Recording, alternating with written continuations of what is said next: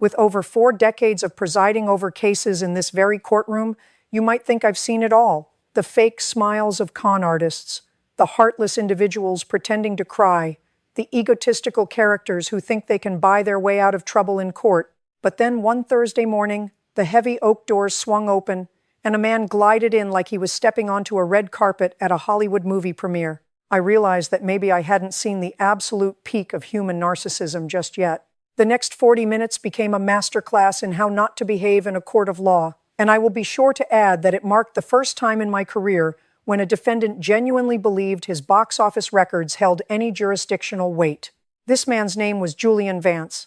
At 32, Julian is one of the highest-paid actors in the world, the charismatic leading man of a multi-billion-dollar action movie franchise. He boasts a fan base in the millions and a smile that has presumably gotten him out of every speeding ticket he's ever faced. He is the kind of celebrity whose PR team carefully crafts an image of the approachable, philanthropic star. You see his face on billboards, magazine covers, and late-night talk shows, always flashing that signature, dazzling grin. Being a Hollywood A-lister, his name means a lot around the world, with the strict exception of my courtroom, where celebrity status never mattered.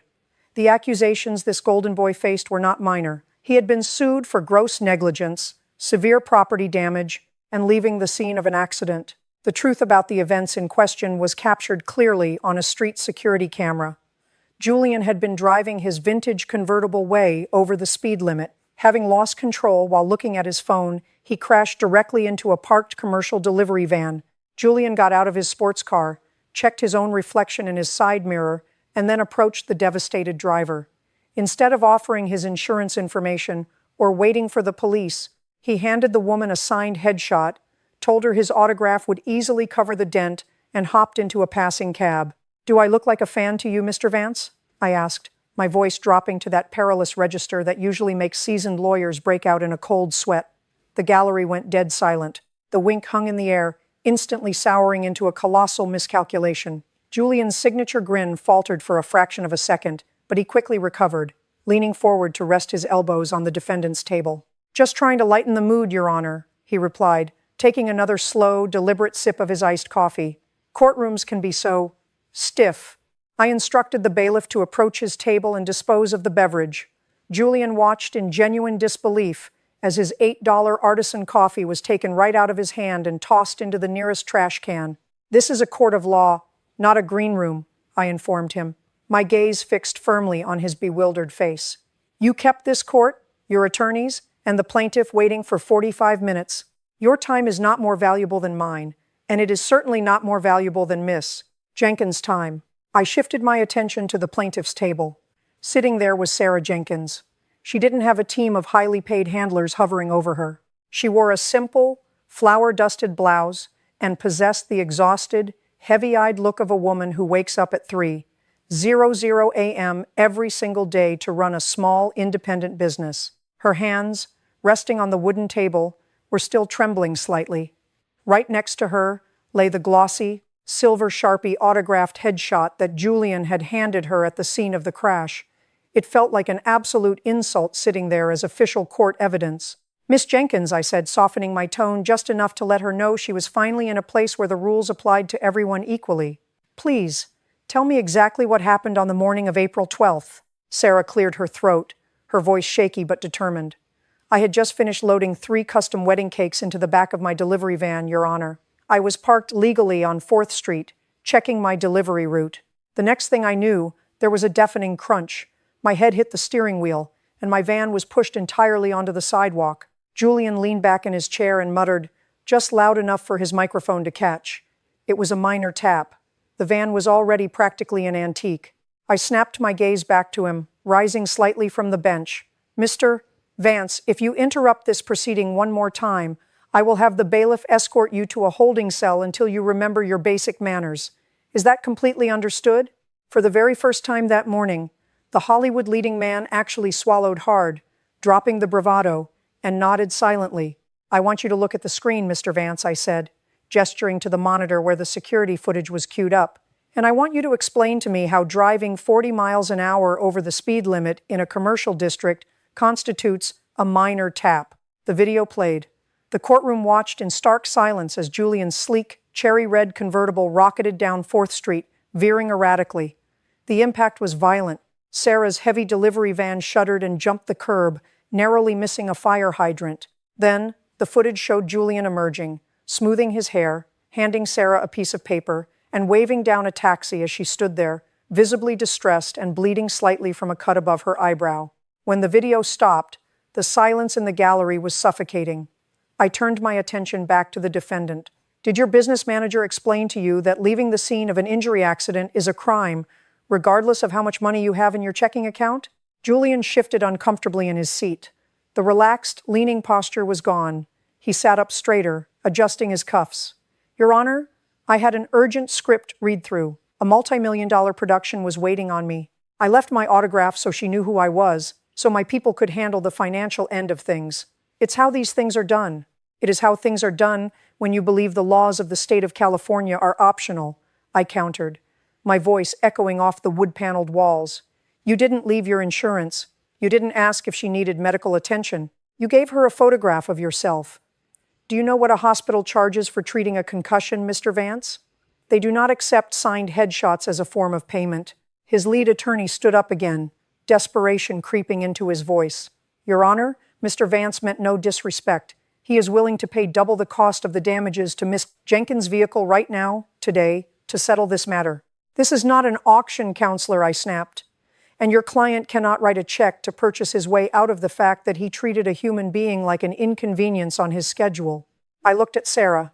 Miss Jenkins, your statement indicates that you missed 5 days of work because you had no vehicle, and you lost 3 major catering contracts. Yes, Your Honor, Sarah replied quietly, looking down at her hands. My insurance wouldn't cover a rental van equipped for food transport. I had to cancel on 3 brides. The damage to my reputation. I don't know if my bakery will recover from the negative reviews. I turned back to Julian, whose PR-friendly smile had completely evaporated. The reality of the courtroom was finally piercing the bubble of his Hollywood existence. You didn't just dent a rust bucket, Mr. Vance. You crashed a wrecking ball into a single mother's livelihood because you couldn't be bothered to look up from your phone. But the damage to her business, Julian stammered, grasping at the remnants of his defense, that's circumstantial. I'm not responsible for her clients being unreasonable about a delay. I stared at him, letting the sheer absurdity of his statement hang in the air. Unreasonable? A bride expecting her wedding cake to arrive on her wedding day is unreasonable? Mr. Vance, your entire career is built on people expecting you to show up and hit your marks. If you didn't show up to set because you were reckless, would the studio consider it circumstantial? He opened his mouth to reply, but no words came out. The charm offensive had failed. The legal wrangling had failed. He was finally standing there, stripped of his celebrity armor, exposed not as a hero, but as a careless man who refused to take responsibility. This is the problem with living a life surrounded by people whose job it is to agree with you, I said, my voice cutting through the tension. You start to believe that reality itself should bend to your convenience. You believed your fame was a currency that could pay for the damage you caused. You thought an autograph was a fair trade for a woman's physical safety and financial stability. I picked up my gavel, the sound of wood preparing to meet wood, silencing any final protests from the defense table. I am ruling in favor of the plaintiff for the maximum allowable amount in this court, I declared. Mr. Vance, you will pay for the total replacement of the delivery van, the lost revenue from the canceled contracts, and Miss Jenkins' medical bills. Furthermore, I am forwarding this footage to the district attorney's office with a strong recommendation that they pursue criminal charges for leaving the scene of an accident. Julian's face went pale. The attorney next to him put a hand over his face. You may be a star everywhere else, Mr. Vance, I concluded, bringing the gavel down with a sharp, definitive crack. But in here, you are just a man who needs to learn that actions have consequences. Case closed. The gavel's echo was still ringing in the stunned silence of the courtroom when Julian Vance finally broke. The smirk, the calculated charm, the Hollywood leading man posture, all of it vanished, replaced by the panicked expression of a child who had just realized the stove was actually hot. He frantically grabbed his lead attorney by the sleeve, hissing, "Do something. You're costing me $10,000 a day. Fix this." The attorney pulled his arm away, shaking his head. "It's a judicial order, Julian. There is no fixing. A criminal referral from the bench." Desperate, Julian whipped his head around to face the gallery. Sitting in the second row was Arthur Vance. Arthur wasn't just Julian's father. He was a legendary Hollywood studio executive, a billionaire whose phone calls could make or break a career in seconds. Throughout Julian's life, Arthur had been the ultimate safety net, the invisible hand that swept away bad press and expensive mistakes. "Dad," Julian pleaded, his voice cracking, devoid of its cinematic depth. "Call the studio lawyers. We can't let her send this to the DA." Every eye in the room, including mine, shifted to Arthur Vance. The silver-haired mogul slowly stood up. You could feel the collective anxiety in the gallery. This was the moment power usually stepped in to crush justice. Arthur walked past the swinging wooden gate and stopped right behind his son. Julian looked up at him with expectant, wide eyes, waiting for the protection his family name had always guaranteed. "Julian," Arthur said, his voice carrying the heavy weight of absolute authority. "For 32 years, I have bought you out of every mess you've ever created. I paid off your trashed hotel rooms and your PR nightmares." Julian blinked, confused. "Dad, please." "Not today," Arthur interrupted, his tone turning to ice, shocking the courtroom by actively refusing to defend his son. "You looked at a terrified mother and her ruined livelihood, and you handed her a photograph of yourself. You showed a complete and utter lack of human decency." Arthur turned his gaze directly to my bench. "Your Honor," he said, bowing his head respectfully, "I am not here to appeal your decision. I agree with every word you have spoken today. I apologize to this court, and more importantly, I apologize to Miss Jenkins for raising a man who believes he is above consequence." With that, Arthur turned his back on his millionaire son, explicitly choosing justice and accountability over family loyalty, and walked out of the courtroom. The heavy oak doors swung shut behind Arthur Vance, and with that resounding thud, the last remaining shred of Julian's invincibility shattered into a million pieces. He stood there, staring at the empty aisle, his hands trembling slightly at his sides. The multi-million-dollar smile was entirely gone, replaced by a look of sheer, unadulterated terror. He was no longer a Hollywood icon surrounded by yes-men. He was simply a man standing completely alone before the law. I let him absorb that harsh reality for a long, agonizing moment before I finally broke the silence.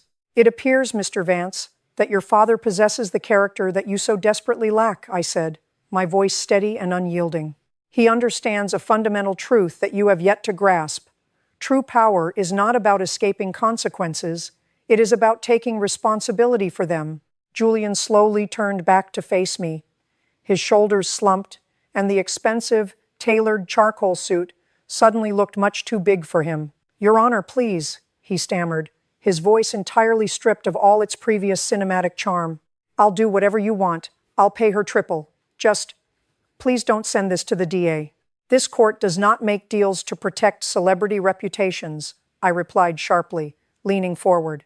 "You are here because you destroyed a working mother's livelihood and drove away without a second thought. You viewed Miss Jenkins not as a fellow citizen in distress, but as collateral damage in your high-speed, privileged life." I picked up the case file, shifting my gaze directly to Sarah Jenkins.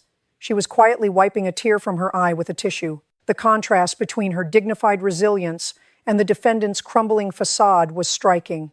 She had endured the shock of the crash, the loss of her income, and the sheer insult of being handed an autograph as compensation, yet she remained seated with quiet grace. "My ruling stands," I announced, raising my voice so it carried to the very back of the gallery. "You are ordered to pay the maximum civil penalty allowed in this court directly to Miss Jenkins to cover her immediate business losses, the total replacement of her van, and her medical expenses. However, this civil judgment does not absolve you of your criminal recklessness." Julian closed his eyes, bracing himself. "I am officially forwarding the video evidence, along with a full transcript of your arrogant admissions today, to the district attorney's office," I continued. "You will face the criminal consequences for leaving the scene of an accident and reckless driving." The bailiff stepped forward, standing firmly behind Julian's table to ensure order. "Furthermore," I added, looking down at him, "when your criminal case concludes, I sincerely hope the presiding judge mandates community service. Because if it were up to me, you wouldn't be serving it at some glamorous red carpet charity gala. You would serve it at the County Physical Rehabilitation Center, assisting people who have had their lives derailed by reckless, self-absorbed drivers just like you." Julian collapsed back into his wooden chair, burying his face in his hands. The cameras weren't rolling. There was no director to yell cut, and his billionaire father was not coming back to save him. For the first time in his privileged life, the credits had rolled, and the leading man did not win. The heavy finality of the gavel strike seemed to physically push Julian Vance back into his chair. For a man who had spent his entire adult life meticulously controlling his public image, the total collapse of his privilege in a public courtroom was a devastating blow. He looked around, his eyes darting toward the gallery, perhaps still hoping a publicist, a manager, or his father would step forward to yell cut and reset the scene. But there were no cameras, no crew, and his billionaire father was already gone. 2 court bailiffs approached the defendant's table. They didn't treat him like a Hollywood VIP. They treated him like any other individual who had demonstrated a reckless disregard for the law. "Let's go, Mr. Vance," one of them said, gesturing toward the side exit. As Julian slowly stood up, the arrogant, untouchable energy that had filled the room just an hour earlier had completely evaporated. He was escorted out of the courtroom, his head bowed, the clicking of his expensive designer shoes echoing off the tile floor, a stark, humiliating contrast to his theatrical red carpet entrance. I turned my attention to Sarah Jenkins. The sheer exhaustion on her face had been replaced by a quiet, overwhelming sense of relief. The justice system had not bowed to celebrity. It had not failed her. "Miss Jenkins," I said, "your compensation will be processed immediately through the court. I hope your bakery recovers quickly." She stood up, tears brimming in her eyes, and nodded. "Thank you, Your Honor. Not just for the money, but for making him see that regular people actually matter." The gallery erupted into a spontaneous round of applause, a collective sigh of satisfaction as justice was unequivocally delivered. But the story did not end at those swinging courtroom doors. Julian Vance was formally charged by the district attorney's office later that week. While his high-priced lawyers managed to help him avoid actual jail time through a plea deal, the judge in his criminal case took my strong recommendation to heart. Julian was ordered to complete 500 hours of mandatory community service at the County Physical Rehabilitation Center. There were no press releases, no cameras allowed, no public relations teams to instantly spin the narrative into a glamorous redemption tour. For the first few weeks, Julian reportedly tried to treat the nurses, orderlies, and patients like his personal on-set staff. But reality is a harsh, unforgiving teacher, working every day alongside individuals who were struggling just to walk again after severe accidents caused by reckless, distracted drivers exactly like him forced Julian to confront the ugly truth of his own entitlement. He had to fetch water, wipe down parallel bars, and listen to the painful, tearful stories of real people whose lives had been permanently altered by sheer carelessness. He was finally learning the hardest lesson of all. Character is what remains when power, fame, and money completely fail. 6 months after that landmark ruling, the heavy oak doors of my courtroom swung open once again. This time, there was no red carpet swagger, no designer sunglasses, and no trailing entourage of anxious lawyers. Julian Vance walked in as a free man, quietly and respectfully, taking a seat in the back row of the gallery until a recess was called. When he finally approached my bench, the physical transformation was undeniable. He wasn't wearing a tailored charcoal suit. He wore a simple, unpretentious button-down shirt. The trademark Hollywood smirk had been completely replaced by a grounded, genuine expression of humility. He looked up at me and admitted something that takes a great deal of courage for anyone to say, let alone a global superstar.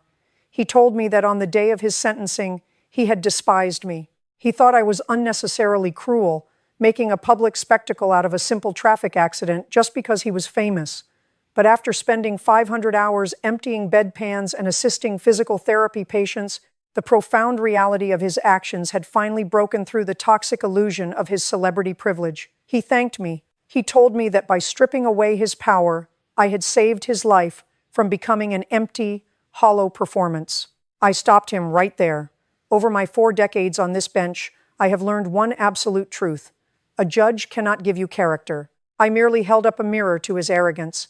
He was the one who made the grueling, painful choice to look at the reflection and change it. He had quietly paid Sarah Jenkins the full restitution within 24 hours of the verdict. But beyond the court order, he had anonymously funded a new, state-of-the-art commercial delivery van for her bakery, ensuring her business wouldn't just survive the incident, but thrive. Sarah's bakery is now one of the most successful in her district, and she never had to cancel another wedding cake Justice in this courtroom is not about vengeance, and it is not about destroying the privileged. It is the great equalizer. It is the unwavering acknowledgement that no matter how many millions of fans chant your name, no matter whose name is on your trust fund or your movie poster, your worth is measured by how you treat the people who have nothing to offer you. Julian Vance walked into my courtroom, believing that his power and his money made him untouchable. He walked out realizing that true respect cannot be bought, inherited, or negotiated by a public relations team. You earn it, little by little, and often painfully, through accountability and human decency.